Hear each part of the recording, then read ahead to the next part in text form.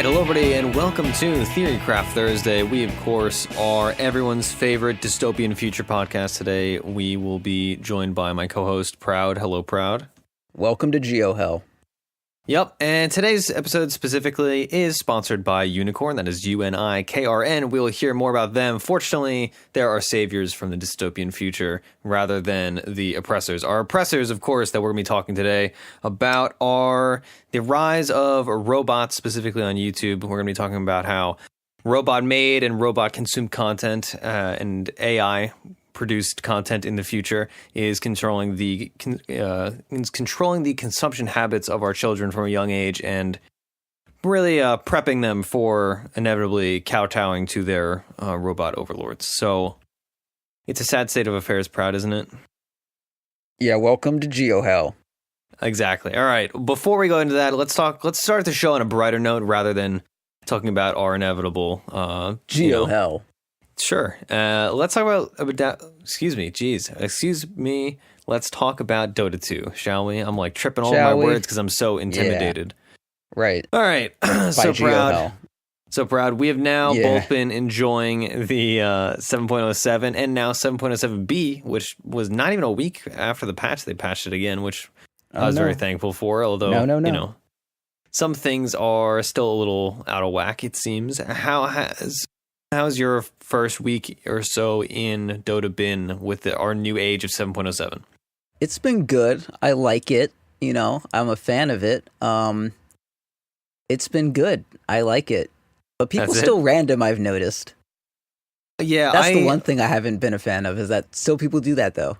I have zero actual, numerical data to back this up, but in my games, have felt more randoming happening than it used to be, and that scares me deeply and wholeheartedly. It shakes me to my core.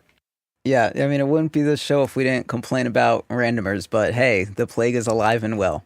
Yeah, it's God. I mean, it's a tangent that is not productive whatsoever, but it really does scare me that this change has potentially made people that were not randoming more, because they're like, oh man, my favorite hero, or oh, I'm so good at 3 of these 10 heroes, I'm just gonna do it. It'll be fine. And I'll get a branch. And you can't re-random either.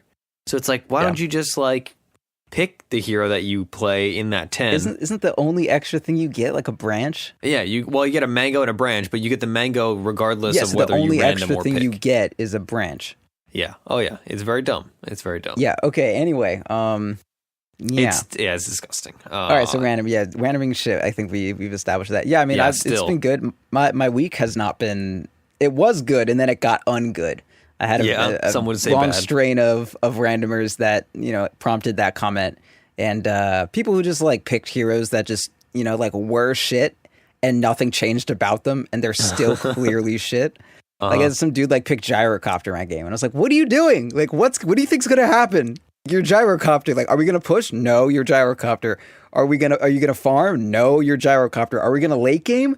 No, you're still Gyrocopter. What can we do with this hero? Dude, he has global call down. He's the perfect hero. How does he get global call down? Is that a talent? It's his level 20 talent, I think. Wow, God, how we're fucking worthless.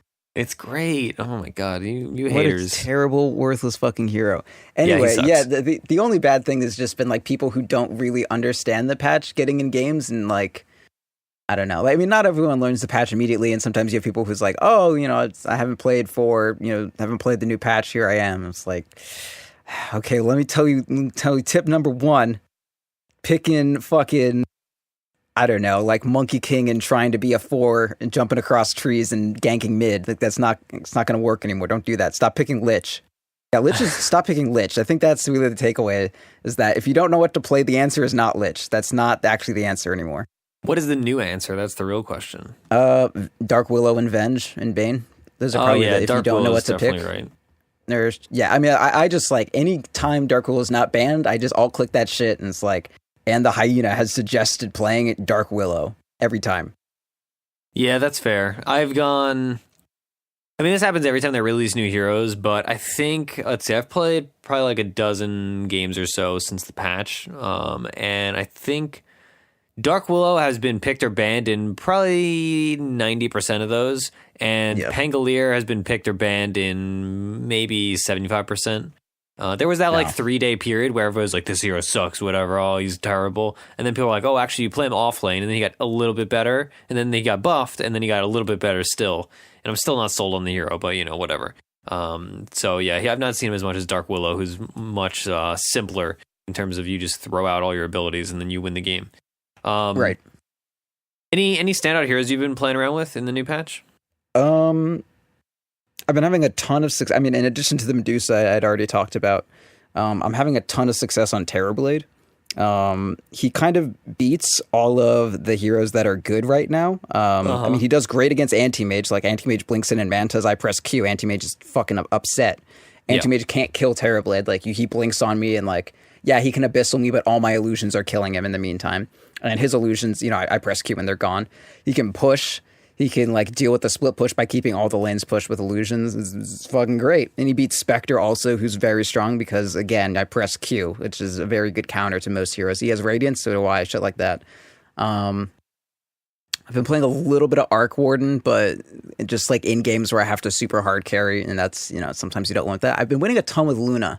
I don't know if that's common or what, but I've been winning a lot with Luna. Oh, shit! I played a Dragon Knight game yesterday, and it was baller as fuck, dude. I, like, stomped the shit out of it. It was unreal. Enjoying that plus 35 damage talent at 15? Actually, yeah. I played, it was with, like, Vafa and AG and some people, and yeah, I just, like, tempoed the fuck out of it, but I actually get damage at level 15, so at that power spike where I want to, like, win the game, we actually did. Nice. Yeah, I fucking stomped this storm that was like, it wasn't like party ranked, so I wasn't expecting a lot, but it was like, like a 5.5k storm or something, or the storm's party ranked was 5.5, and I like stomped the shit out of him. Like it's like 600 gold up on him at like 6 minutes or something, and then we just like fucking kept going, and it was dope. And yeah, Dragon Knight was very cool. They had like an anti-mage too, like fucking whatever, stun him, kill him, it's great. I have had so much fun playing mid so far. This patch has revitalized my love of mid, and also Mirana just existing and being really good. She did get nerfed in 7.7b though, right? She got less agi scaling, and then some other changes, I think. I don't have it in front of me. She got nerfed. But she's still great. The reason why you reminded me is I played mid against some 6,200 guy that picked SF, and I was like, right, what do I want to play against SF? And I was like, right, I'll play Mirana, it'll be fine. And I wrecked him more than I think I've had my way with any other mid I've had this patch, and it felt so good. I solo killed him 3 times with the double leap stuff, and it was just perfect. I've been having the leap stuff is fucking wild. I've been having so much. It takes some getting used to. Like the first game I played with it, I died. I think that was actually with you. I can't remember, but I died like once or twice where I would just like use too many charges. Kind of like when you're first learning Ember Spirit and you're not used to like the recharge rate of your ult. But once I got used to it, I feel so good on Mirana right now. It's amazing. And also new Diffusal. New Diffusal feels awesome too. Especially in Mirana. Because you can just line up arrows with it. Like somebody tries to juke you. Nope, they can't juke when they're barely moving because they're purged. That's a fair point. So other than that, though, my week, I've been playing a bunch of Jakiro games. He's felt really strong. I mean, he's always kind of felt strong in pubs, but in the current patch, I think he's really strong, especially as a safe lane support when you have an aggro duo, or when you have like somebody that's just away from the fight. Like I had a jungle axe, and which of course people still jungle. Like, please stop. But I solo supported like a Slardar in lane, and we had a jungle axe, and we just like killed an offlane puck like a half dozen times, and it felt so good. I love Jakiro. So I've been like going, now that the new ranks is going to be starting in the next couple weeks, I have been like trying to refine my hero pool and go back to like, all right, if I'm trying to climb, what are my like 5 heroes I play here, 5 heroes I play there, 5 heroes I play there. And I'm closely curating that based on what I see be really strong in pubs, also what I'm good at. And Jakiro is like top of that list. Like it's like Jakiro, Wyvern, Rubik as far as 5s, and that's like all I want. Rubik is very good for sure. Yeah, I mean, Rubik's always good, though. Like, Rubik, as long as you're a good Rubik player. And Bane, of course. I'll never... I'm thrilled with him, although we won't be playing him today, because I feel like I talked about him too much on last week, even though we didn't play him. It's like, he's the talk of the town, so to speak. Other than that, yeah. I played one miserable anti-mage game, and I've been losing to anti-mages and winning with anti-mages constantly. It's very annoying. I'm glad you reminded me about Terrorblade being an AM counter, because I love Terrorblade and I hate anti-mages in my games. Yeah, like I see an AM pick and I'm like, because you don't want to pick AM early because it's not their carry that counters you. It's like everything else. Like they pick Legion Offlane and like like Disruptor, and then their mid is fucking, I don't know, like a TA or something, and you're very sad anti-mage. But then like when they pick anti-mage, you're only one pick. Like I can't make my team do that, so I'm like fourth picking a carry. I'm like, Sven, I guess. Like I can man fight AM and beat the fuck out of him, but like what are my other options? Oh, it's Terrorblade. Actually, Terrorblade is your other option. It's always Terrorblade. Yeah, I used to play a ton of Terrorblade right when he came out, and now recently I've been having a stellar time on Terrorblade again. He's very good. Going the move speed talent is very nice. He's farms so fast, 300 health at 15, and then at 25, the 300 metamorphosis attack range. Like, how do you not end the game as soon as you get that? Like, you just siege from like low ground. It's amazing. And you can ditch your Dragonlance unless you've finished Hurricane Pike, because I definitely ditched the Dragonlance. But yeah, I've had a few Terrorblade games that like went very late, and as soon as I got that talent, it was like, okay, we can end now. This is great. Yeah, have you toyed around with the new items at all? I've been wanting to get Nullifier in a few games, and it's just like not been in the fucking cards. Like it's just not. I played against one Nullifier. I had one game where I played against Nullifier. I don't think I've seen it in any of my other games. And I played Lena mid against a Brood mid who randomed, and I was really scared because she had a relic at like 13 or 14 minutes. And I was like, oh man, I have to deal with the Radiance. Like, this is going to suck. I have such a low health pool, whatever. And then he just shows up like 15 minutes with a Nullifier. And I was like, all right, I just got my Yules like a few minutes ago. So I was like, all right, I guess I have to be careful. But the range on Nullifier is like, I might be wrong. I think it's like 600 or something. It's really low. Yeah, it's about that. It was so telegraphed every time the Brood tried to kill me. And I didn't die a single time to Nullifier. Like, it was not a factor at all. So that was very lackluster, and that is an incredibly small sample size. Even that game I was just telling you about before the show, where I was Juggernaut, and I had a Zeus mid that just like died repeatedly mid to a sniper, and they had like a Sven and a Beastmaster and all this shit. And I was like, okay, like I'm the way that the game was going, I basically had to kill Sven and sniper myself every fight. With like an Omni Slash on the sniper, and then hope it chained to Sven, and then kill the Sven. But like it's difficult to do that much damage, especially through Warcry, Warcry. Yeah, especially through Warcry. So it's like, okay, and then normally what you do about that is if you're Juggernaut, you use Diffusal Blade because it dispels the Sven armor buff. But it doesn't do that anymore. So I was like, okay, I'll get a Nullifier. That'll fucking work.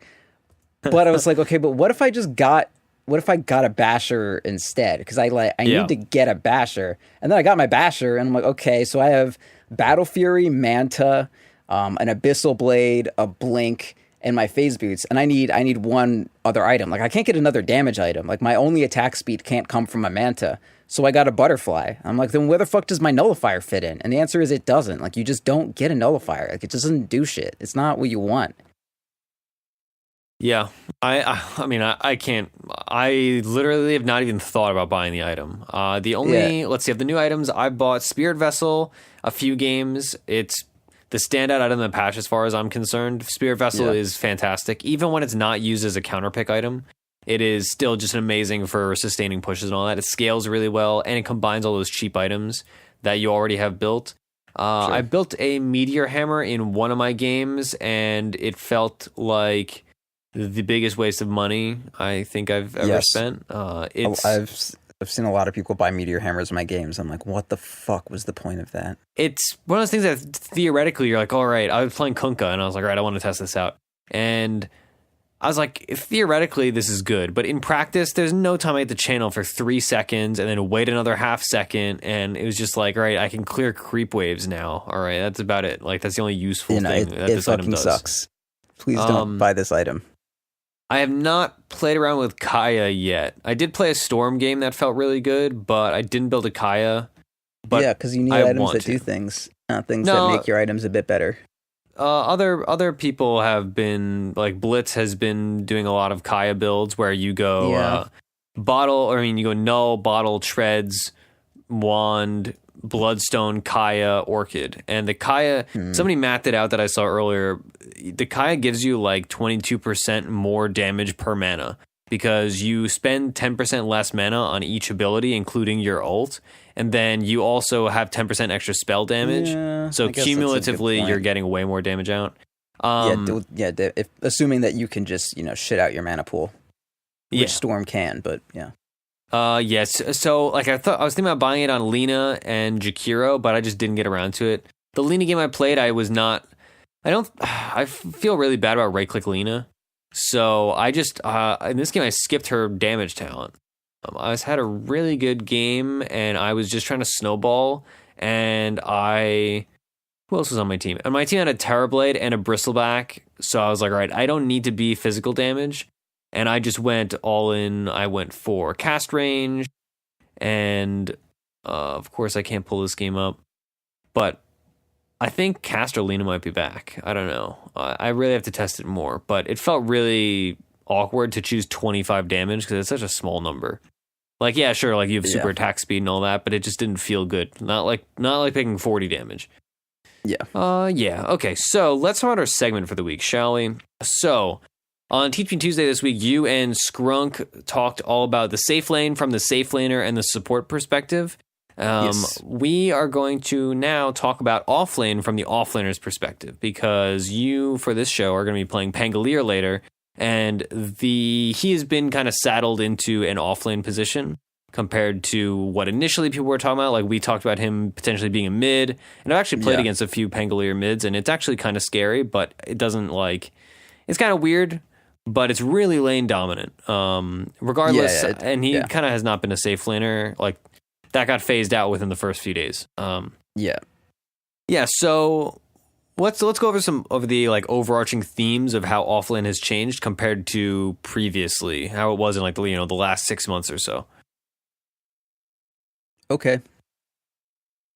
John, is that you want me to just do that? I mean, I can start. So one of the bigger ones is that we're seeing a lot more emphasis put on zoning the offlaner by the safe laner, which means in turn, if you're playing the offlane, you need to kind of go back. You mean by the supports? By the supports, yeah.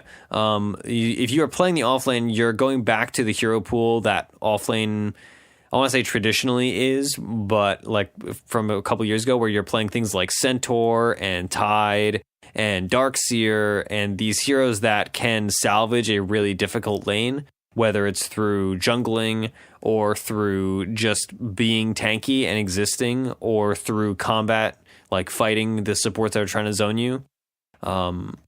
I've seen a lot of Centaur offlanes in this patch so far. Centaur has been doing very well. He's real good. That's like the first big change. I feel like people got too kind of lackadaisical with the offlane being so easy to play in the last few patches, and they could just kind of trot over the supports and relax and just get a bunch of farm. You get your poor man's shield, RIP, and then you just battle the safe laner. And they have a roaming support, so they can't commit and kill you because there's only 2 heroes there. It's just a whole mess. But now that that's gone, it has gone back to a more difficult position that is much more, I would say, feast or famine, right? Like, if you play it wrong, you can just get absolutely ruined in the first 5 minutes easily. Yeah. I mean, even in the first 3 minutes, 2 minutes. One thing I've started doing is, because lane equilibrium matters so much and pulling is so much harder, every single time I block their small camp, without fail, every time I will block their small camp. I'll walk up on the high ground stairs, right near, I'll walk around to the gap that they pull the small camp through, basically, wait for them to walk down and get their rune. And then I'll go place my ward and then run back before they, walk up to high ground. Cause after they get the rune, they're going to be going to, block their stuff. They're not going to walk up and see a Doom there with a ward in his hand, about to place it. I block that. And then I just kind of exist there. And it's fine if they kill me, because kills don't matter. until you're like level 5. For sure. Kills just don't matter. Like I was in this lane and I died. I think I was 0-4 in lane, and each death was about 160 to 180 gold, which is not a lot. Caused the safe laner to miss about 2 to 3 last hits per. So really, he only gained about 80 gold net for my death. But every time it fucked up their equilibrium, and so I got experience like the entire laning phase. It was just like they kill me, and and all of my creeps are alive. And then I respawn, and then I TP, or rather, all of their creeps are still alive. And then I TP, and then the wave is just like at me. And even though I was like 0-4 by the end of this laning phase. Their offlaner was like 0-1, but I was 2 levels above them. So I was like, yeah, you died less, but I fucking won. Like, GG. Their safe laner didn't farm that well, and your offlaner just like sat in the back being upset and happy that he wasn't dying. And then I'm here fucking like dead, but my grave, you know what? It's fertilizer. My body fertilized that lane, and I farmed it. Yeah, I mean, it's the classic Skrunk play, right? Is that you die, you give them a false insecurity, they blow all their mana and spells on you, and then you just come back and are like, hey, I'm going to get XP now. Have you... Yeah, it's good. It's good to do. So let's talk a little bit about the offlane in terms of aggro duos, or just dual lanes, period, and then solo off lanes. So, like the example hero pool that I gave earlier, your Tides, your Darkseers, etc., is more about the solo offlaners that we think of. I have seen both to great success and to a lesser extent some failures, a lot of dual lanes. Personally, I prefer a solo offlane and a tri-lane in like a coordinated game. But in pubs, dual lanes are a pretty natural state of things just because people are naturally less efficient. Right. In terms of this tri-lane, right? It's very easy to mess up a tri-lane. It's very hard to just mess up 2 people dual laning. So what's your take? I mean, also dual laning allows you to offlane combinations of heroes that would not be able to solo it or would have a hard time soloing it. I think that's really the key thing in the grand scheme of things. Yeah, I mean, just like everything in terms of your picks, it all has to deal with the composition that you're dealing with. Like there are kind of like 2 archetypes of safe lanes that you can run, and that will define whether or not you can run, the various other like archetypes or casts or whatever of off lane situations. Like if I'm doing a safe lane with so I mean the theme of the patch, you still always want to have a safe laner that's going to farm to some like critical turning point within the first 10 minutes or so, and then start coming online and doing something with either a big item or just like a big spike or a big change in their ability to like farm, or just okay, now they finished farming the lane, or now they can like go amp up to the next level. So you still want a hero like that pretty much no matter what. But you can have something like there's an anti-mage who farms and gets a Battle Fury, and then there's also a lone druid who farms and gets like a really early Midas and then another 1,000 gold towards their Radiance. The lone druid is incredibly safe and conservative and only needs 1 hero to zone for them. And the anti-mage is not safe or conservative and needs, 2 heroes to zone for them. The lone druid, of course, is a lot more risky because the hero fucking sucks. But there are other versions of this, like a Monkey King. Monkey King's also going to go for Battle Fury. Juggernaut also going to go for Battle Fury. But it's a lot easier to lane those with just 1 hero to be supporting them. So like you have to be aware. I mean, obviously, if I have a Spectre and anti-mage, I can't. Aggro duo laning will not be as good. But a little more than that, it's that if you know that there's going to be an aggro duo, you don't just like pick any random fucking hero that's like, oh, okay, they're aggro duo laning. I'm going to pick like, I don't know, what's a fucking like randy ass hero that just doesn't really fit. Like I'll pick Lifestealer or something. Like, yeah, Lifestealer's okay, but he's like, yes, he can solo, but he doesn't still fit this theme of trying to get like, 1 big item and then going crazy. Like, Lifestealer gets Armlet or something, but he's still just doing Lifestealer things with Armlet. It's not like totally radically different. It's just, it's just a thing. The thing that changes him is whether or not he has a vehicle, not like, his zoning or whatever. So don't like give up your guiding star on what you're picking in the safe lane. Just because you're not going to get as much support. You just go to the different archetype instead of an anti-mage that farms to a Battle Fury, a Juggernaut that farms to a Battle Fury, instead of a let's see, a Spectre that farms to get themselves in position for a Radiance, do a Bloodseeker that, farms to get themselves in position for a Radiance. Like that kind of change up is like, that's what enables you to do that. And then also like you need, like if you're tri-laning, you can have any real set of supports that you want and you'll be able to zone the lane. But if you're duo laning, you need a very specific hero to like help you zone. Like Juggernaut can spin and kill anyone, but not if they can't catch them. Like a Beastmaster can walk around the fucking trees for an infinite amount of time, and Juggernaut will not kill them. You would need something like a Venge or a Lion or a Shadow Shaman to actually hold them in place for your carry to do shit. Yeah. So if you are playing offlane in a game and you have all these circumstances set up, right, and you're deciding, right, we're going to aggro duo. Both people have clicked their little icons to the offlane.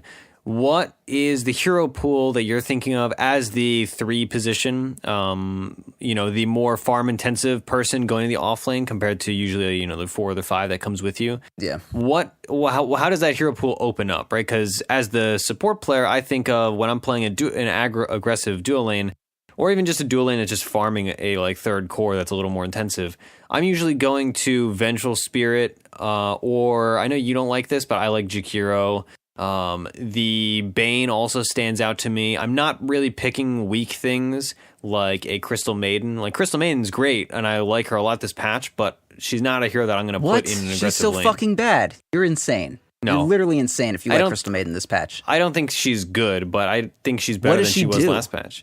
But last patch she was like unpickable. She works well in the tri-lane situation, right? Because she is great at pulling and farming as well, and she has a lot of useful abilities. She allows your other lanes to be aggressive. Like Aura's good, especially in these days of changed up other lanes. It like allows your mid to. My off lane doesn't matter. My mid's fine. My mid doesn't need that shit.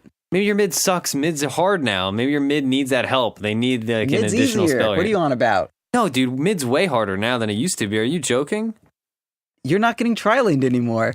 Yeah, but you don't have a tri-lane with you. Now it's like an actual mechanical test of skill. Okay, if you had actually played ranked last patch, you would know that you, in the first person, never have a tri-lane with you, and the enemy in the second person always has the tri-lane with you. You're right. Let's reassess for a second here. Regardless, now mid is a actual test of skill where it's like one person versus one person and occasionally another person, rather than this nonsense garbage that the last few patches were, where mid was like a party with just every misfit from the other lanes showing up and just like throwing out storm bolts or whatever. God. Right. Yeah, mid's way harder now. Support Sven's rotating to the mid lane. Yeah, I was trying to think of what Disruptor's name. Chain Arcane Bolt. He doesn't have Arcane Bolt. Thunderstrike. Yeah, Thunderstrike. But, yeah, they're also similar. Okay. Yeah. Okay. So Storm Bolt, Thunderstrike. Okay. So what offlaners are you now picking that you've been opened up to if you have another hero with you, assuming that you are the like more farm intensive one in this lane? So there's like one, I guess not really like fallacy, but I get like more like a pitfall that you don't want to fall into. Like one of the issues with Dota is that, or with picks in Dota, is people can't really see too far in front of their own fucking nose. And you end up picking heroes that win, that win lanes but don't win games and don't fit into the broader sense of the game. Like, let's say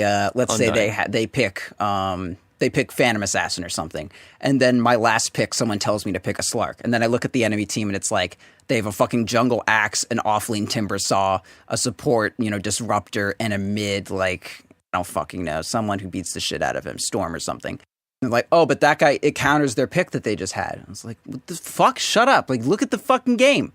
Don't look at it. It's not good. Yeah, it doesn't counter all the rest. The same thing happens for everything that's not just like, oh, there's AoE and I have a Slark. That's bad.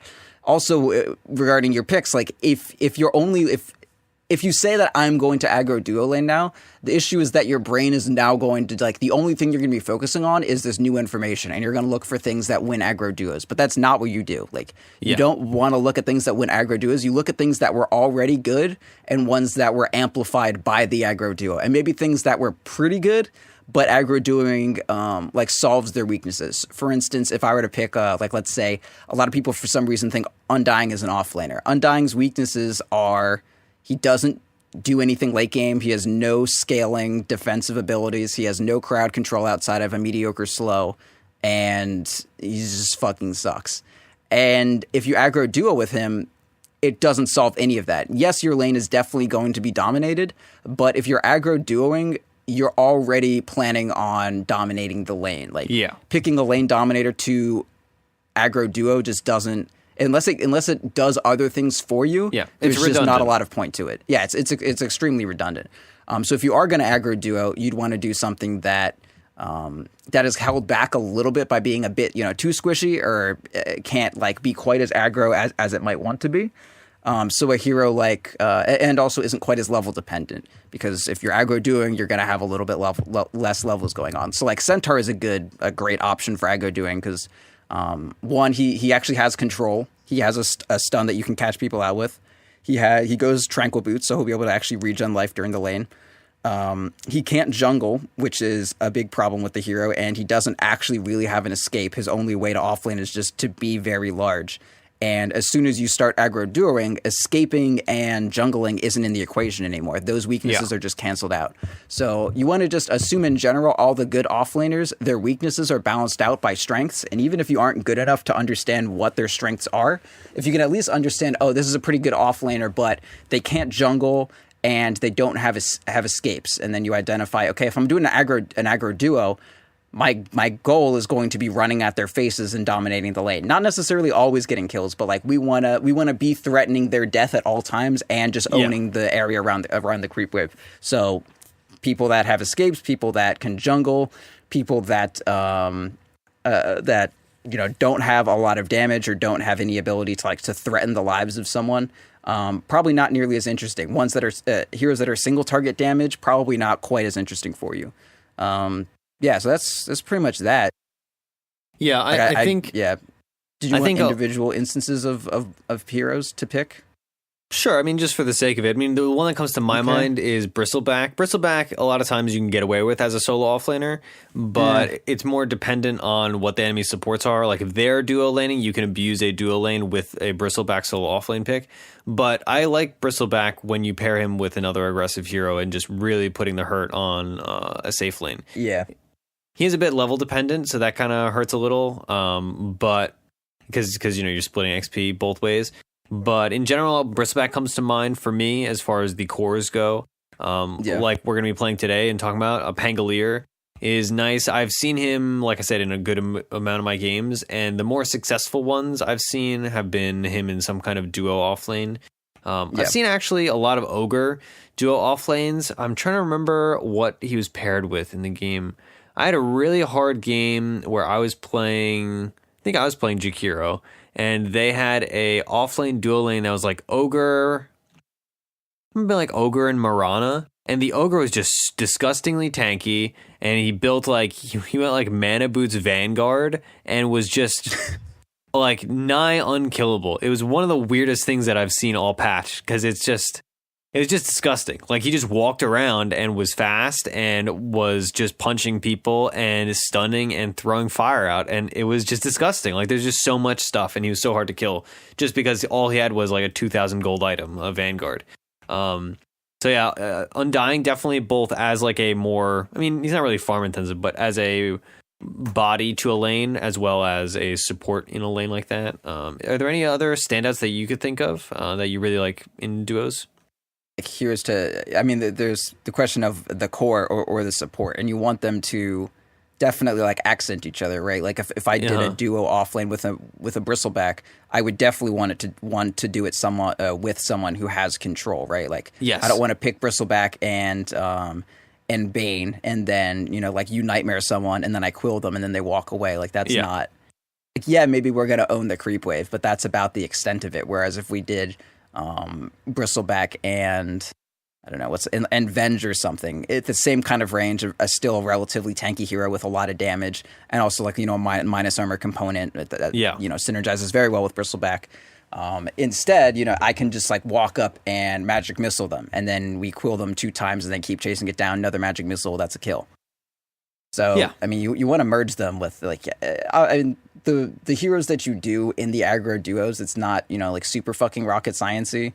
You probably want a disable. Ideally, you don't really want to have heroes that don't have disables on your team in general when you're dealing with your 4 position and your 3 position, because if you don't pick them up there, it puts more pressure on your other teammates, and if you're already forcing them to be like, if you're forcing your 5 and your 1 to be in a duo lane, that's already restricting their hero pool so much that if you decide to pick a Bristleback, now they have to either my 4 has to have a stun, and if they do, then my 5 also has to have a stun, because I can't have, you know, my off lane and then only my 5, or my off lane and then only my 4 has a stun, or my off lane doesn't have a stun and only my 2 supports do.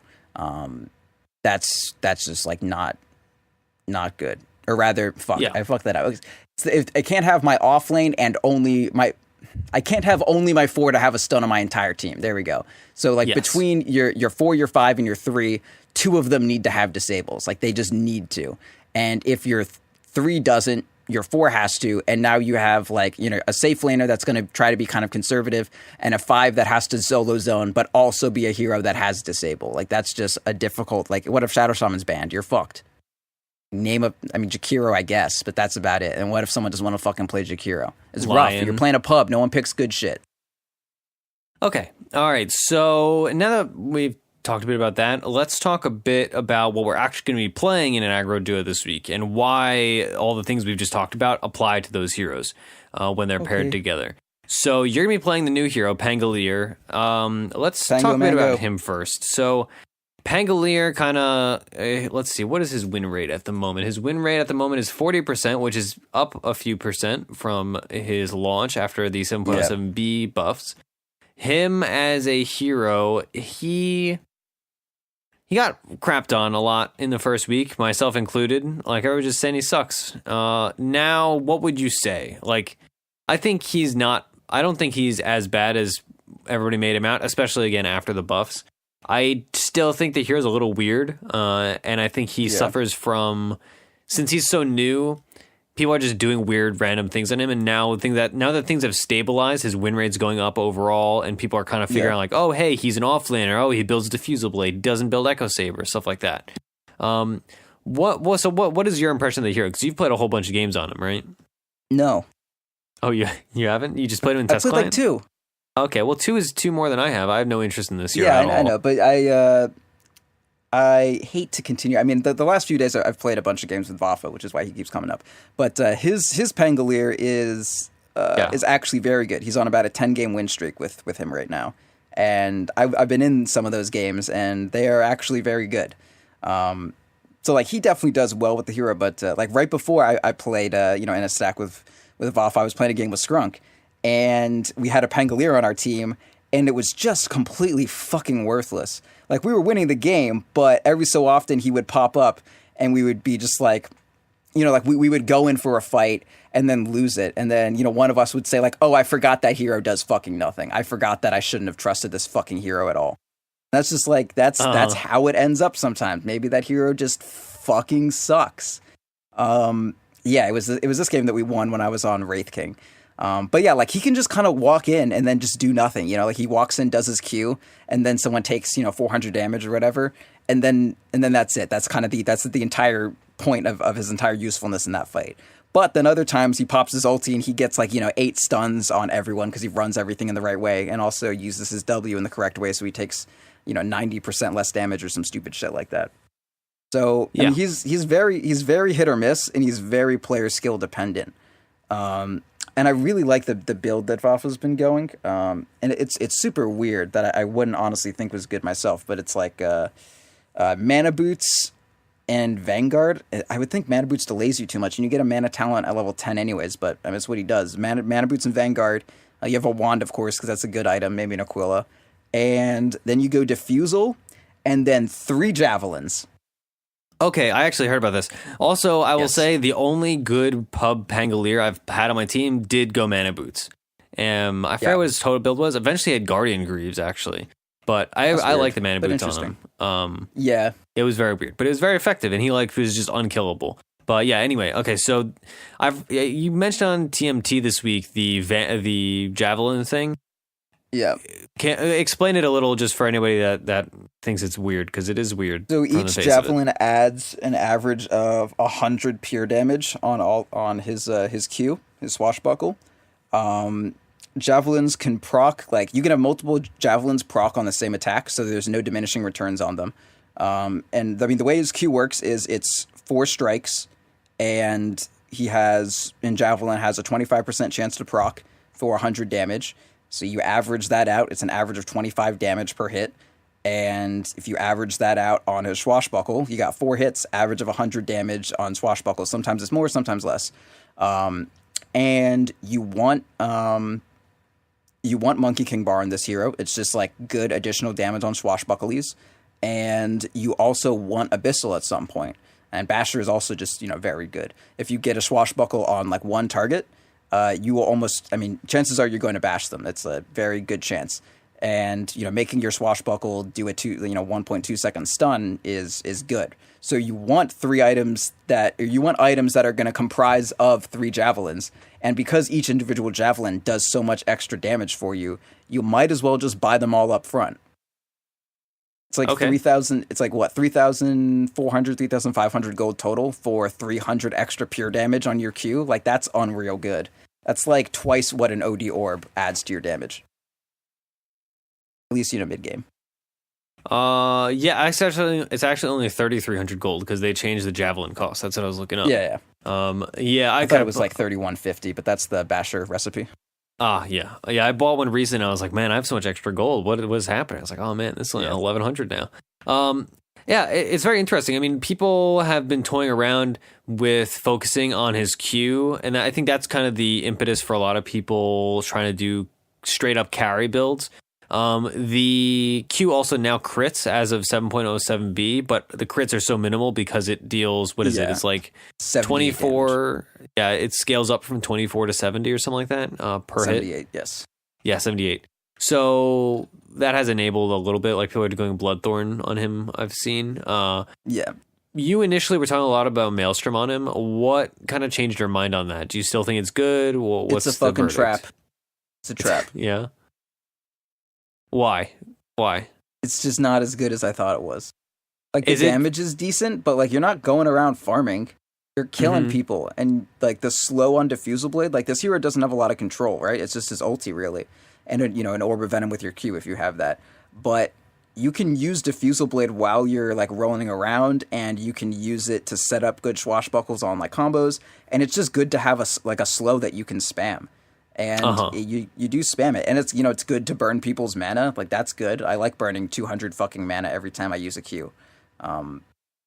It's good. It like actually does things for you. Whereas the Maelstrom is just like nice for farmy, but if you're gonna farm, you want to get it earlier. But if you get it earlier, you're not going to be tanky. So it sucks. It's a trap. That makes sense. So it's more of it's like a combination of things, but one of the larger issues is just that you have better items that fulfill the same role in terms of damage dealing. Not even. I mean, in terms of damage dealing, yeah. I mean, in terms of farming, no. But I mean, the answer to this hero is you want to get as tanky as possible very early. Like, Vanguard does not have a long, shelf life or whatever, life expectancy. Yeah. So you want to get it early, and you need mana boots first, apparently. And after you get that, like, I'm not super hype about the only thing I'm contributing to a fight is an extra lightning proc. I would much rather burn 200 fucking mana at mid-game and then also have, like an 80% slow that I'm doling out while I'm, rolling around like a motherfucker in a ball. Yeah. Okay, so for all of us who haven't played him, or at least haven't looked into him that deeply, what does an average fight look like in terms of how you're getting into the fight and how you're proceeding with the fight? Obviously, the classic forewarning that everything is situational, but what are the primary combos that you're doing with him? Are you starting with a swashbuckle and then ulting? Are you ulting in and then swashbuckling at the end? What's the game plan? I'm pretty much always ulting into a fight. Ideally, it would be nice to like swashbuckle in and then use my then roll in afterwards and then jump around, and then after the duration of Rolling Thunder, I'll have another swashbuckle up almost immediately. Depending on my level, I will have it immediately. And just, use my shield crash the entire time. And that's, really all there is to it. But from the games that I've played of him, I more often than not ended up rolling into fights or rolling in as initiation. So I just kind of plan around that. You just kind of roll in, man, honestly. Like, you roll in and then you swat, like, run around back and forth, and you just like use your shield crash to jump around and avoid terrain or purposely run into other terrain and shit like that. And then you just come out of it and you try to kill everyone you can. I don't know. Yeah. Does his passive suck or not? His passive has felt underwhelming, but at the same time, it takes so long to take effect. I've kind of grown numb to it. I don't know how to gauge it. It's good. You shouldn't be viewing it as like your own tool. It's more like something that I'm giving to other benefits your people. allies. Like, does Vengeful Spirit's aura suck? Like, no, but it does if you think that as a support that it's like something that you're like, if you're paying attention to her aura as a support, it's gonna look shitty because it's not helping you out. But you ask your carry and you're like, holy shit, I'm fucking amazing now. And that's that the makes same sense. thing with Heartpiercer, like especially because you can apply it with Swashbuckle. Like it's not 100% chance by any stretch. It's 15% 4 times, so it's like hardly even half, depending on how math works. 60%. Yeah, like it's not but it would be down. Yeah. Anyway, yeah, because I mean, if it did proc on 3 attacks, that doesn't help you. Yeah. So it's only, is it pseudo random? I don't know. Probably. Of course it is. Like everything in Dota is pseudo random at this point, except for you never know with Valve, dude. Sometimes they're just like, whatever, who cares? There are patterns that are very clear. They're not adding things that are completely random. That's at least certain. I would hope not. Okay, so let's talk about Skywrath briefly, then we'll talk about these two heroes together in a lane. So Skywrath has been decently strong, I would say, as a roamer, but he does not fulfill what a 4 fulfills in the previous patches, and that was kind of one of his core issues. He was used, I mean, at least speaking for myself, I only really picked him as a 5 if I was counter-picking an axe or a timber saw in the offlane, or if I had a bunch of stuns already on my teammates and I needed to counter like a storm. Those were really the only situations where I was picking him. Now, I've actually seen a good deal of Skywrath in the current patch, or, I'm bundling 7.07b and 7.07 together just because it is so recent. But I've been seeing quite a bit of Skywrath. I actually have not played the hero yet this patch. I have played him semi-recently, just, from 7.06.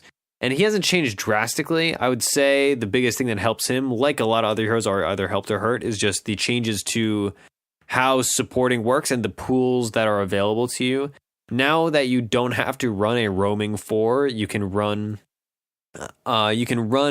different mixes of support heroes that previously would have felt really bad, right? Especially if you're aggro duoing, because you can run like a safe lane. Let's say you're running, I don't know, Shadow Shaman Juggernaut, and then in your offlane you can pick Pangolier Skywrath because that safe lane has allowed you your 5 Shadow Shaman is providing a bunch of disable and a bunch of push.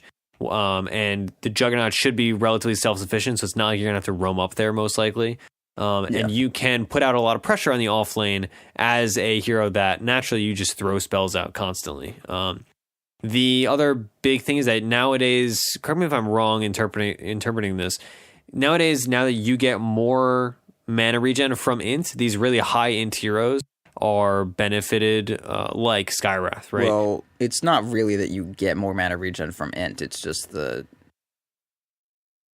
stuff it just kind of swapped around. So if you are a hero that buys items that give you, or the items that used to give you percent regen that now give you flat regen, like if you're going to buy an item that has a Sage's Mask or a Voidstone in it, your huge amounts of int are going to take you to new heights. But if you don't, you're just like giving a wild good modifier to the number 1, which isn't incredibly great.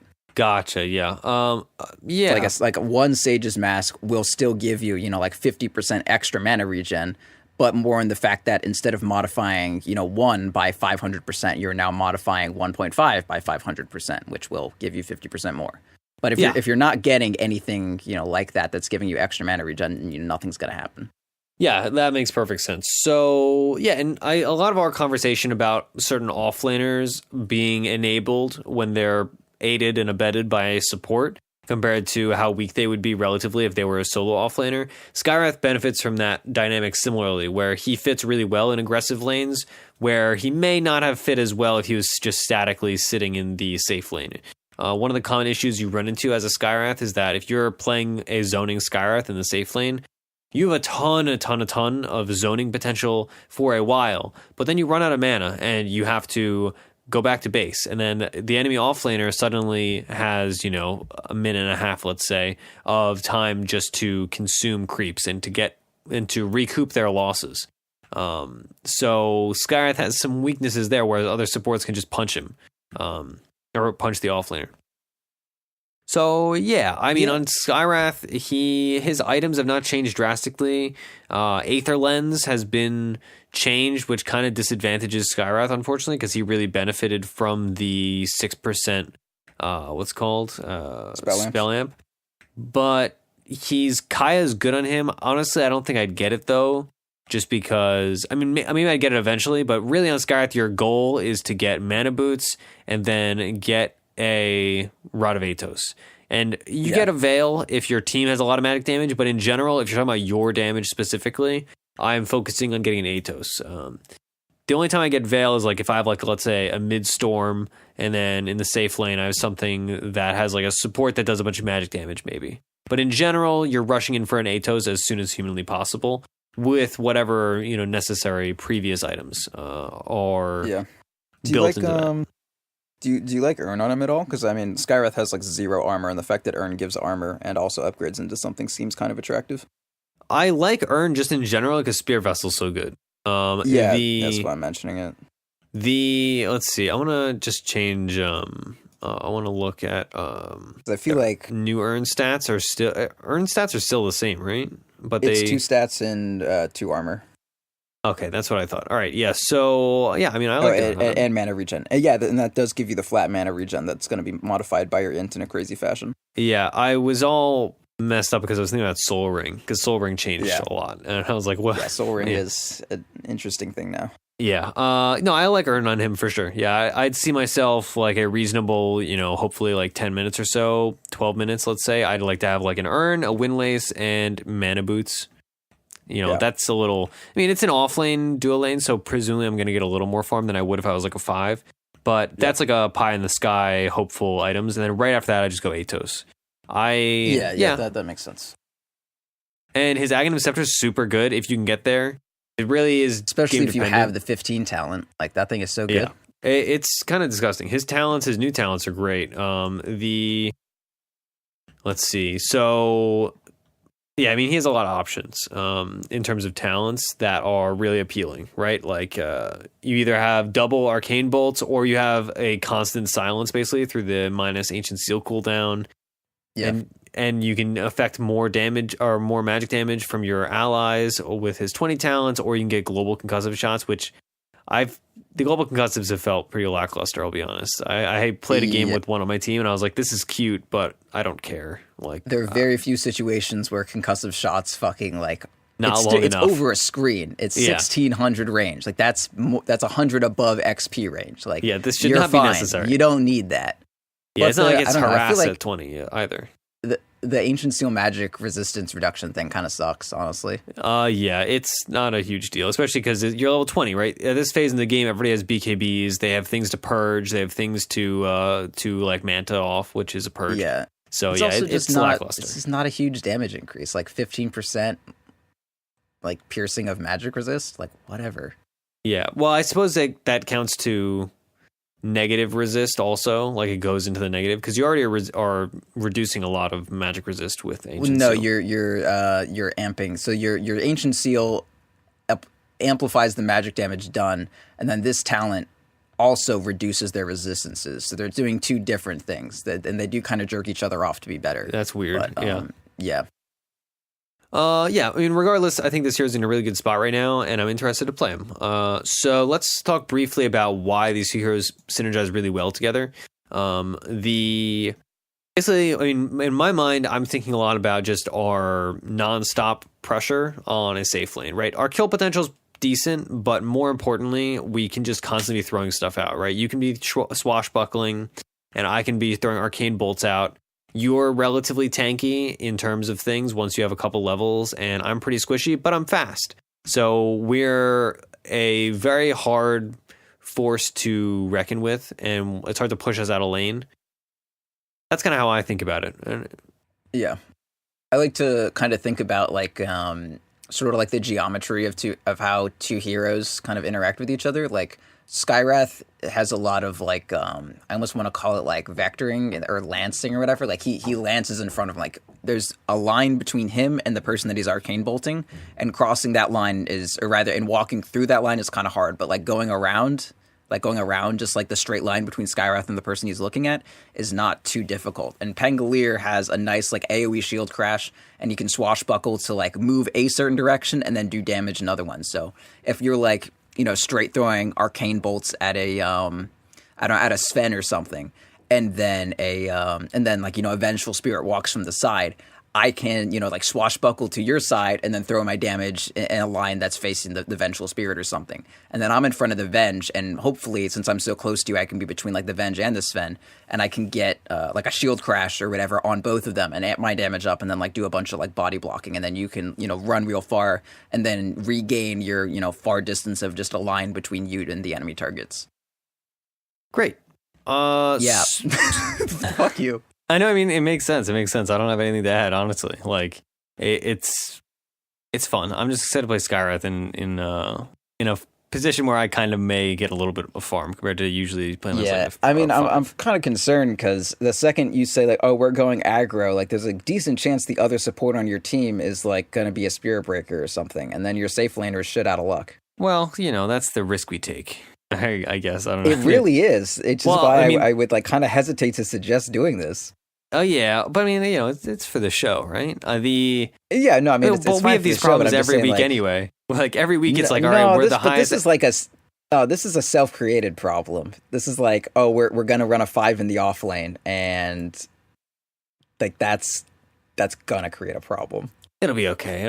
All right. So before we hop into our game, let's talk a little bit about Unicorn. Unicorn, UNIKRN, is a betting service. They have free-to-play games like we'll be talking about today, as well as if you're in the UK or Australia, you can bet actual money because you are more advanced than us Americans, but that's okay.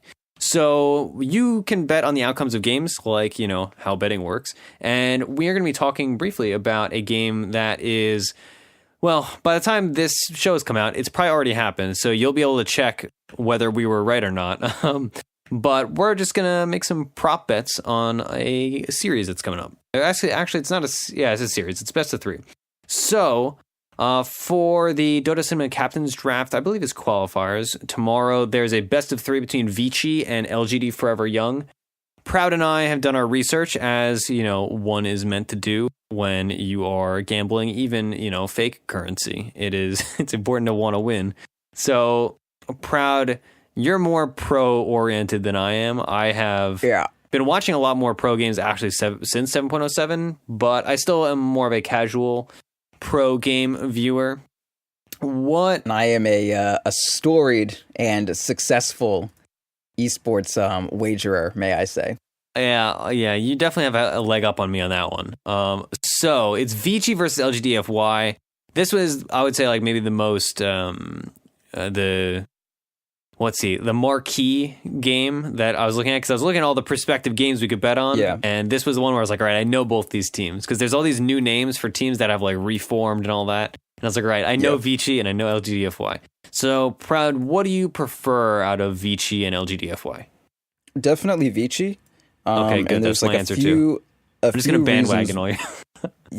I mean, there's a few reasons why. One, when you're looking at these things, especially for like more qualifier-y sort of deals, you always want to follow the trends. If one team beats another team, there is no reason why it wouldn't happen again. There's only reasons that would make that a repeat occurrence, and no reasons that would make it like, oh, they beat them, therefore the next game they're going to lose to them, outside of like, you know, law of averages and regressing the means and shit like that. Like, you may often see teams, you know, go 1-1. If you look at overall results, but like immediately after the other, you know, within like 3 weeks, you just want to look at where the trends are going. And then from there, you can build your own kind of like power ranking. So if you look at the Chinese teams play each other often.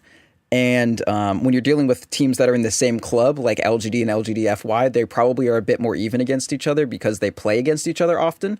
I'm not entirely sure how true that is for Forever Young and LGD, because they've kind of become a little bit less A team, B team, and more just both two good teams. But they've gone kind of even against each other. But Forever Young has lost to Newbie a great deal, and Vici Gaming has beat Newbie. Vici Gaming also hasn't been playing in some of the lower level leagues, so they're not quite as known. But the only times they have been seen, the only losses they have are to like Virtus Pro and Liquid, which are like really fucking top tier international winning caliber teams. Whereas LGD Forever Young is a bit of it's a really good squad, but I feel like players like Lanham and Fenrir and like 11 also, like they've been playing, Lanham and 11 have been playing together for a very long time. Paparazzi is like wild good. Ori I think is pretty new. That's their mid player. Yeah, he's the only one I didn't know. Yeah. They're just like very stable players who are going to do well at the beginning of almost any patch. Whereas FY is like, it's like Monet is good, but like a little bit new. Super, I hate with a passion. Inflame is good, but also, and then like they have Afu, and Afu is really good, and like DDC is a really, really strong carry, captain. But I feel like the times he's been successful, like he's been at a ton of internationals, but it's normally like after a meta is very well established, he's always up there, but he's never like the fucking, he's never the princess that gets the prize. You know what I mean? Yeah, always the bridesmaid, forever the... Or never the bride, never the princess that gets the prize. That's what I said. Perfect. So, I mean, my rationale... Vici.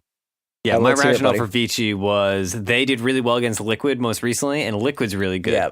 So, they drew Liquid to a full 5-game series in Dota Pit. So, and that I actually watched. So I was like, all right, I like Vici. And I was looking at the LGDFY results, and I was like, this is not instill a great deal of confidence. The odds are relatively even though on Unicorn, so I'm sure all the let's see, what's the word? All the experts are, maybe we'll be wrong. Who knows? I mean, if the odds are even, I think the main reason those would be even is just that we haven't seen that much of Vici, so you could view their performance as like a fluke and say that LGDFY has more practice on the patch, but it's slightly short of something. Favored. Yeah, short of something like a 70-30 split, I would definitely go pretty hard on Vici. Yeah, it's Vici 53.66 versus LGDFY. Oh yeah, holy shit! Yeah, fucking dump your rares. Yeah. So I mean, sometimes you lose. There's a fair chance to lose. Don't come crying to me. But yeah, I mean, I'm gonna go Vici. That's what I do. Yeah, my only experience with gambling is going to horse races, and so this is like an extra level of fun because man, I like horse race betting. Yeah, no, I used to do a lot of Dota 2 pro betting back when you were betting items and stuff, and that was still like allowed. Yeah, RAP. So I know my strats. If you want to steal our unicorn gold, feel free. Or I mean, we'll steal yours if you want to bet against us in the future, because this game is going to have happened by the time our show is out in public. But yeah, so we'll see. Maybe we'll be right, maybe we'll be wrong. And that's about that for the unicorn segment. So let's go into our game. Proud and I will be playing Skywrath and Pangolier. We'll be back momentarily, and you guys actually are hearing for the first time today a special break. Don't spoil it. Okay, I'm sorry. I'm not spoiling anything. There's definitely no special enjoy break. What's about to happen. Yep. Goodbye. Okay, here we go. Theatcraft Thursday, round 1. The stage of fate is set. Ready? Fight!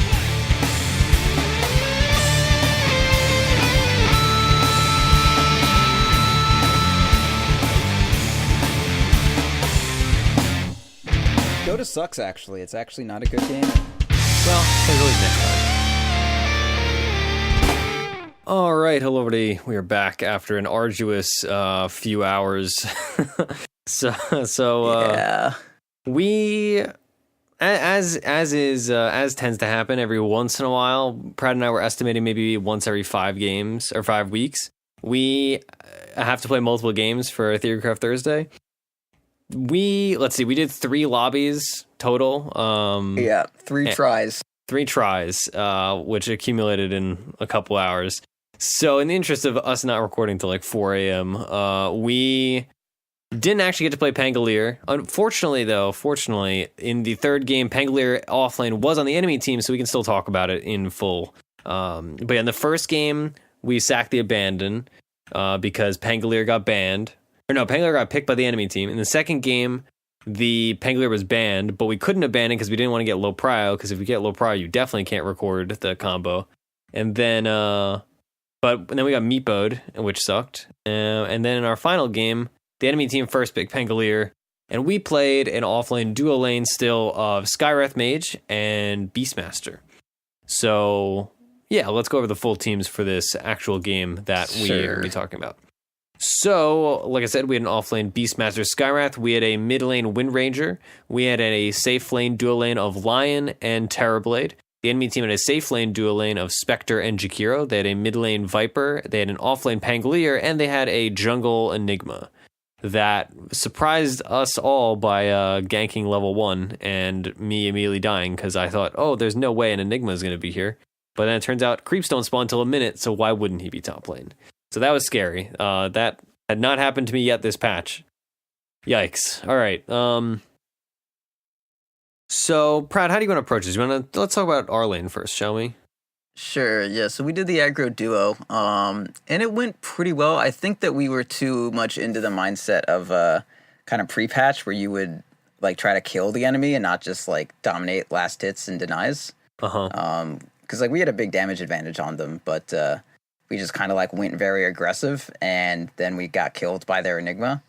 Yes. And then when we got back to the lane, we were still just kind of like, like I was trying to trade right clicks and sticking back and focusing on microing my board to keep my dot uptime on them at like 100%. But I wasn't actually like denying that much and wasn't like actually farming too much, just trying to like do damage to them, which doesn't really matter, honestly. So that's kind of my analysis of it. Also, I don't think Beastmaster is a good aggro duo lane hero, really.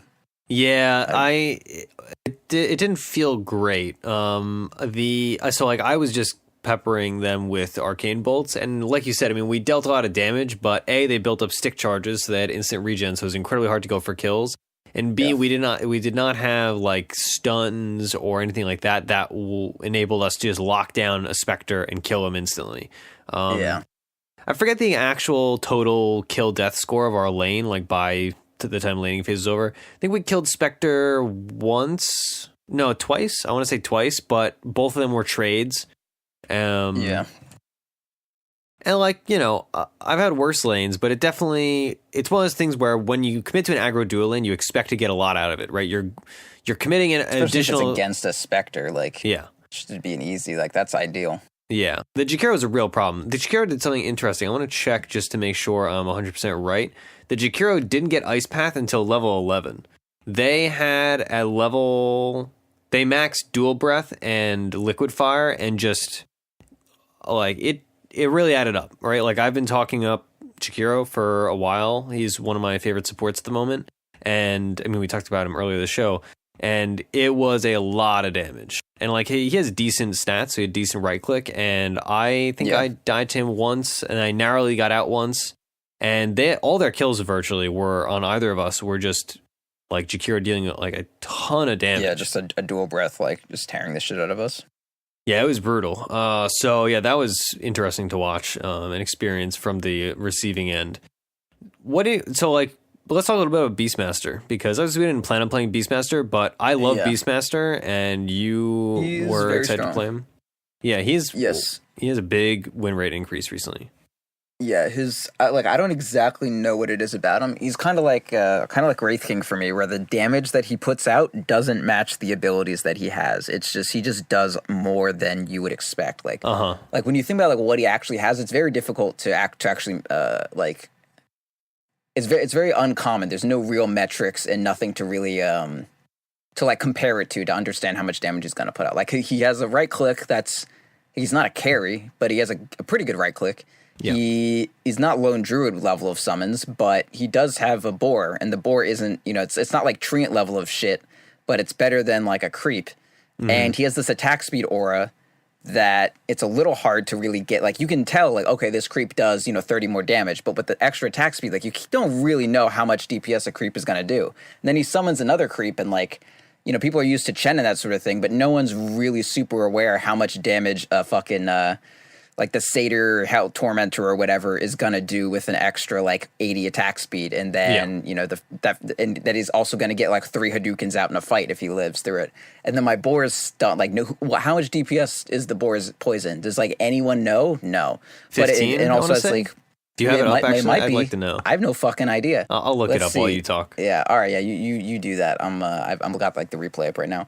But yeah, it's just like a little bit difficult to manage, and then also his like wild axes do like a % damage increase to also give you not a clear sense of how much you're actually doing on this dude. Like, I just don't I don't know how much damage I do on him. Oh, and then Necro also, like, I just don't know how much DPS I'm gonna put out. I just like press all my buttons and like. I don't know, man. I feel like I'm a fucking, like, Gundam with 18 missile pods, and I just, like, open all of them, and then Heavy Arm's chest, like, pops out, and I've got, like, fucking Gatling guns under my pecs, and I just didn't know. And then I just, like, kill fucking everyone. And then I summon 2 little fucking demons from the underground, and they also kill everyone. And it's just fucking strong. And his ult is, like, it's a long cooldown, but it doesn't feel like it. You just ult someone, and they fucking die. I don't know. I like him a lot. It wasn't, like, the best game. Like, you know, play wise, I don't really like him in a dual offlane at all, but like he's just fucking strong. He's just a big beefy boy. On the Dota wiki, it doesn't even say how much damage the thing does. It just says move speed slow, attack speed slow. Does it not do damage? I don't think it does damage. Just move speed slow, attack speed slow, and then the boar itself does damage. I don't know anything about this guy. The boar does 16, 24, 32, 40 damage, or it does double that. Man, I thought there was a dot on that. What the fuck? Yeah, I thought so. How could there not be?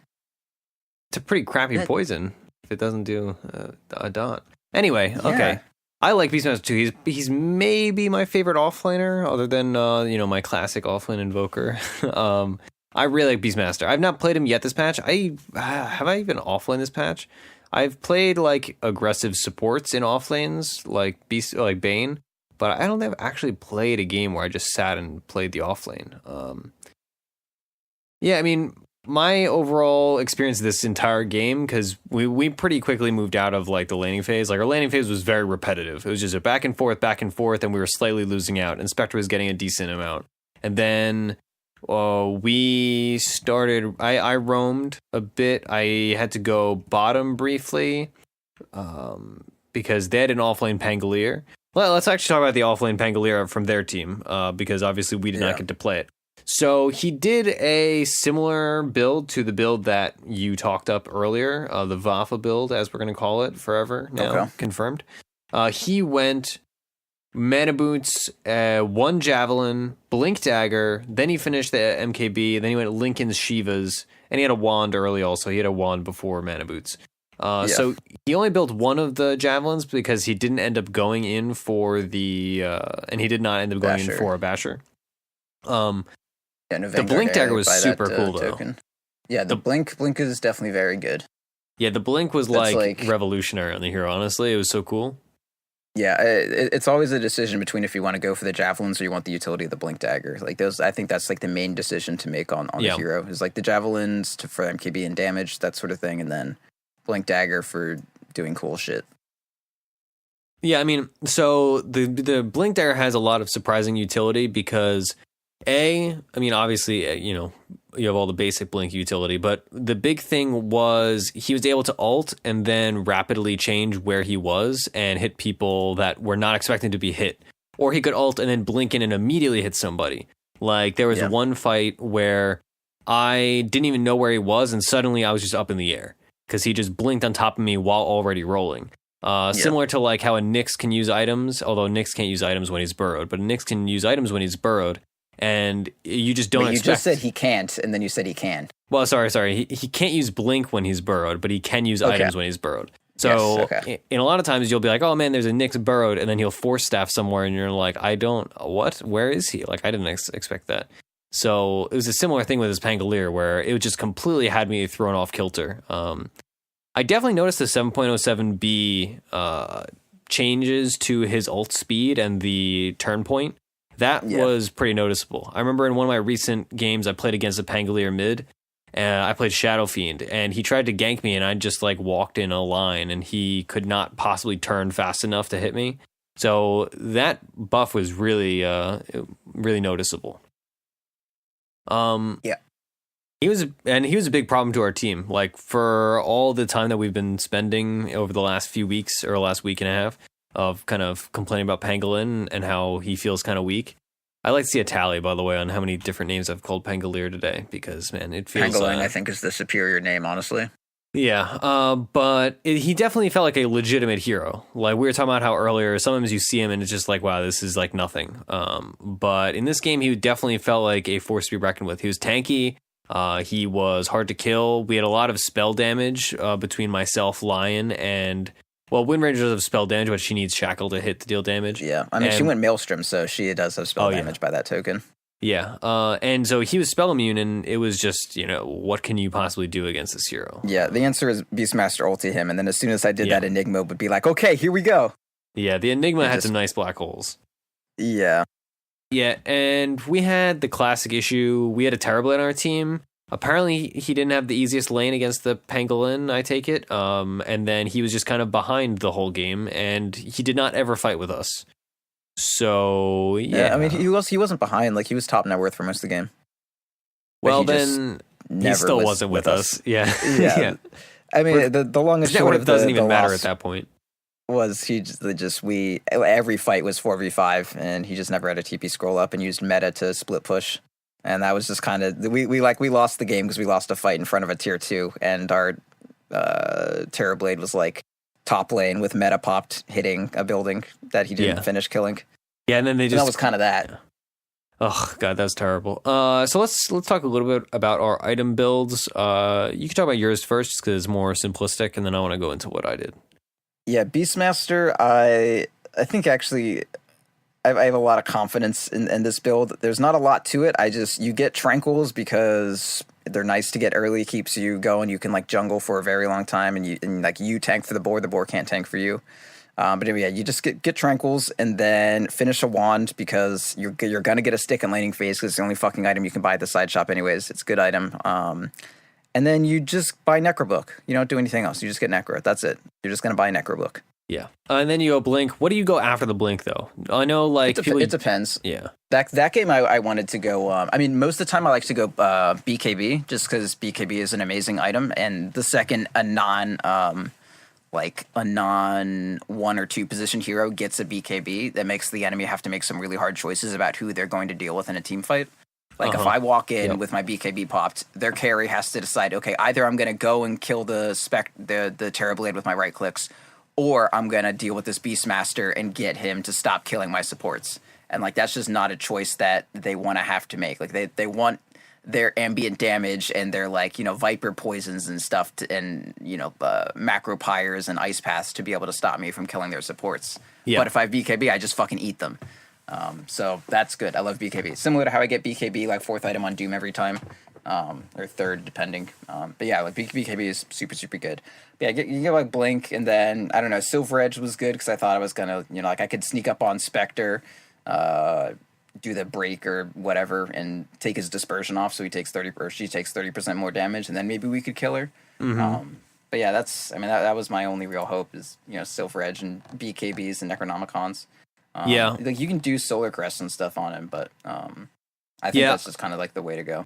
Yeah, I don't know if I do it anymore, but I toyed around with Solar Crest last time I played Beastmaster for a while. Yeah. Classically, a lot of times you just see Aghanim Scepter and Refresher Orb. People have kind of fallen off the Aghanim Scepter bandwagon, but Refresher Orb is still very, very good. Yeah, I don't even remember what they changed about it, but I just don't bother. I usually just get a Refresher Orb instead of an Aghanim Scepter. It's a little harder to swing the Refresher now that Necronomicon doesn't actually give you any intelligence. Like your mana pool is kind of slow for it, or small for it. That sucks. So you might want like some other item to deal with that. I'm not exactly sure what. Like I haven't done the math on fucking all Beastmaster stuff. Maybe you get a Meteor Hammer. You fucking ult someone and then Meteor Hammer them. Why not? Yeah. I didn't think about that. That sucks. Yeah. Okay. Yeah. So on Skywrath Mage, I actually tried out the new item Kaya, and I really liked it. This is more of like a I kind of just got it because I wanted to, I'll be honest. And my spell damage actually did ramp up because I got a decent amount of farm just in general. I had, let's say, I got my Atos in 19 with, initially I went Mana Boots and then Urn and then straight Atos. And it was for a 4/5 position support, I was pretty content with my farm. So I decided to go in for the Kaya and really go hardcore into magic damage because they were not building BKBs. Other than, of course, they had a BKB on Enigma and then the ult from Pangolier. But a Spectre was not going to build a BKB, right? And a Viper, he had a hood, but he was not going to go BKB. And I had the Atos so I could assure my magic damage was coming out. And also, I had my level 15 talent, which it didn't actually come into practice, but in theory, it would have accumulated a good deal of damage. And also, it's really nice to have the extra mana because his mana costs are so absurdly large.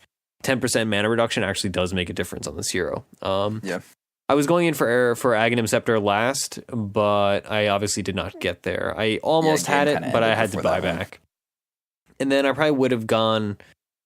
I may have gone Aether Lens and disassembled my boots, but the thing is, Aether Lens is kind of just redundant because your spell cast points, your cast ranges are so long already, it really doesn't make that much difference.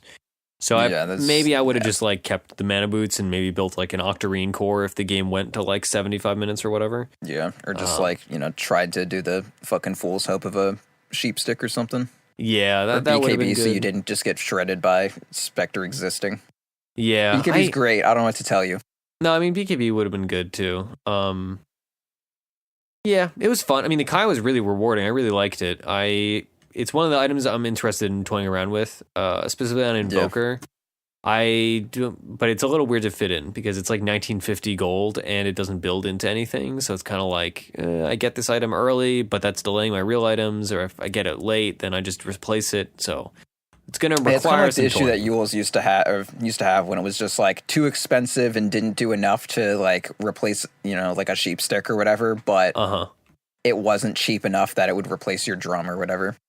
For a while, people just never bought Yules. It used to not do damage when it dropped people. It used to be more expensive. It didn't have the Windlace component. It just had a recipe or whatever. But now it's a full-fledged item. But Kaya is kind of similar. It does something, but it doesn't it doesn't do, I guess, the entire action that you want an item to do. And it's not quite cheap enough to for you to be okay with that. Yeah, kind of like a drum. It's drum on cores a lot of times where it's just this item gives me a lot of things that I like, but nothing that I like enough to warrant delaying my real items for it. In a lot of cases. It's not I'm going to delay my Mask of Madness for a drum. The Mask of Madness does what I need it to do. The drum helps me do some vague thing that I don't really know if I care about. Yeah, it's just miscellaneous stats. All right, you get movement speed and you get a little health and, whatever. Figure it out. We ended drum up on Dragonite, though. Yeah. NCK, just saying. Yeah, we ended up losing this game, like you said, just because we just our Terrorblade didn't fight with us, and we just it just kind of our team comp didn't come together well, whereas their team comp was just kind of they had a lot of havoc in fights, and they had a lot of heroes that really succeed off of chaos. We would have it was a Spectre game, and it went to 40 minutes or whatever, so it's kind of what happens. When you have Enigma and Spectre, sometimes they both press R and the game just kind of takes care of itself. Yep. So any more comments in the game, Proud, before we close it out? I don't really have anything. Let's talk about Pangolin actual skill builds a little bit, because I see this. It's pretty different player to player. I think the best thing to do in nearly all circumstances is to max your swashbuckle. But there's a lot to say for shield crash. Getting max, the damage reduction goes up pretty significantly, and the damage that it does goes up pretty well. The mana cost scales up too, which is kind of shitty, but I don't know. It's shield crash is really good, and swashbuckle also is it's not just the damage that goes up. The cooldown drops by 4 seconds each time, and the more you skill it up, the more impactful taking a second off is. Once it's at 12 seconds, losing 4 seconds is all right, you may get 3 or 4 off in a fight now, but going from 20 to 16 is, I don't know, maybe one additional Q at best. So yeah, I honestly don't. I can't say with like utter certainty, but I'm pretty sure you always want to max Swashbuckle. Yeah. And I think the jury's kind of out on whether you want a point in Heartpiercer or a point in Shield Crash at 4. Some people like skipping Heartpiercer until you've got Shield Crash like maxed, just because it's, you know, your defensive ability. But I think if you can kind of feel it out, like if you're trading a lot in your lane and it's not like, you know, you're just being zoned and you need to, you know, like use abilities and be effective early, if you're actually like trading and getting a lot out of, or you could be getting a lot out of Heartpiercer, then, you know, like skill it up at 4. But I think if you're playing like a very traditional, like I'm an offlaner and I'm just trying to get as much out of what little I have as possible, I would just like focus on maxing your 2 skills before screwing with Heartpiercer too much. At least like don't skill Heartpiercer until like 8 or so, if you're having like a relatively rough game. But yeah, that's Pangolier. As far as talents go, like it's pretty simple. You get mana regen, and then you get the Shield Crash, because 2-second cooldown Shield Crash is fucking insane. And then probably the strength. The 30 Swashbuckle damage isn't really going to scale too much at level 20. The cool thing about Swashbuckle is like all the procs you put on it, not doing an extra 120 physical damage for your level 20 talent point. And then at 25, I think the 3-second Swashbuckle cooldown is what most people go. Mm-hmm. But, you know, who knows? Rolling Thunder one is really good too, honestly. Like, I just kind of judge it by game. If you're stomping and you're getting a lot out of your swash, get the swash. If you are very desperate for a small chance at 2 Rolling Thunders in a team fight, get the ulti thing.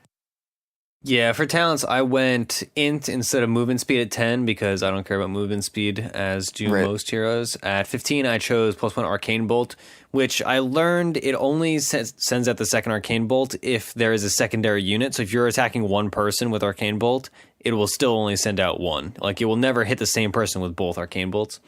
And then at 20, in this game, I probably would have gone for Ancient Seal Magic Resistance, because again, I don't feel like Global Concussive Shot is particularly worth it, and just in the sense that I don't see a use for it in this game.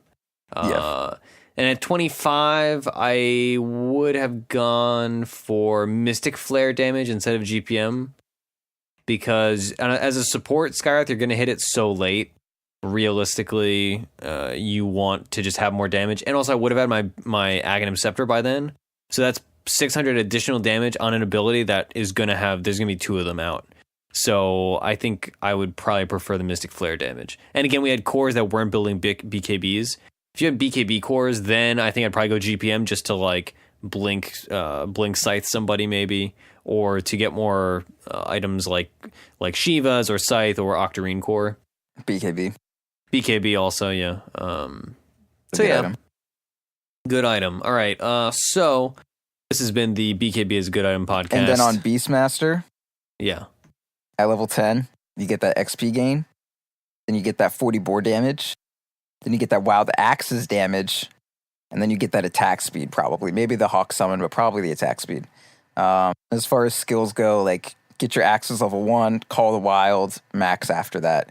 You get like 2 points in Axes and then max out your Inner Beast after Wild. And, you know, have a nice life. Perfect. Easy. All right. Easy. So this has been our first Theorycraft Thursday. Well, no, has it? We've never not. Well, I was finished. This has been our first Theorycraft Thursday in a while where we've not been able to play the hero we set out to play, but such is life. Yeah, got played I think it's actually the only one where we didn't play the hero we meant to play. Yeah, maybe. Because there was some where we said like, oh, we might play a couple of these heroes, and then we went with a different one. But this is the first time where we expressly had one hero we were going to play and then didn't. Yeah. Well, it got played in the game anyway, so we got to talk about it. And he did the build that you were talking about, kind of. So relatively. It made for some good talking points. Anyway, you can find us, because of course it's a Fourth Spirit podcast now, you can find us on Twitter at Fourth Spirit. Our Discord is discord.gg/fourth. That is, all of it is spelled out FOURTH. You can find me on Twitter at Ursinity. You can find Proud on Twitter at ProudDota. You can email us questions for TMT for TP Tuesday at